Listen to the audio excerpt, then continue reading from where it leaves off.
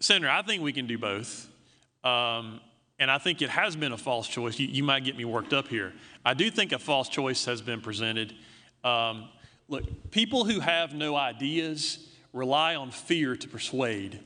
And what we have seen over the last several days is an attempt to scare seniors. Right?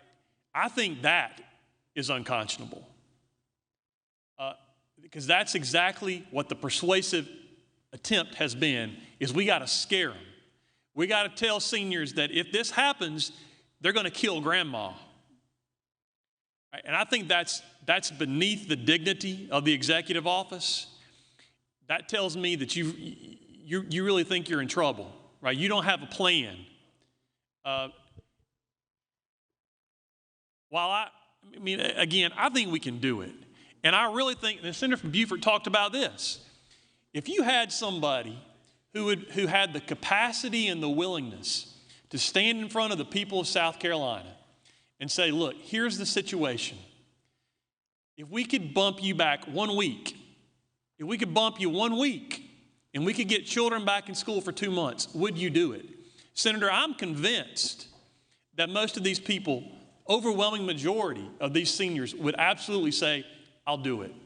Right? Now, but now what they're hearing is not that. What they're hearing is that if the Senate does this, if the General Assembly does this, there's going to be a 30-day delay. Right? We're going to stop everything for 30 days for teachers. Nobody's suggested that.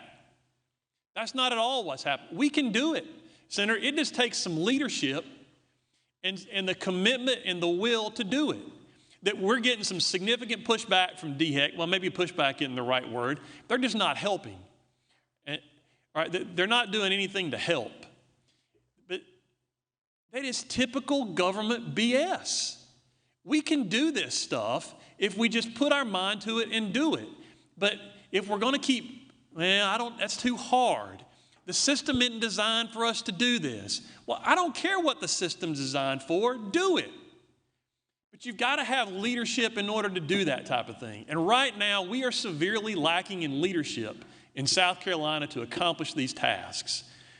I hate that the General Assembly has to take this up. But if we don't, there would not even, if we didn't have this resolution, there would not even be a conversation about this.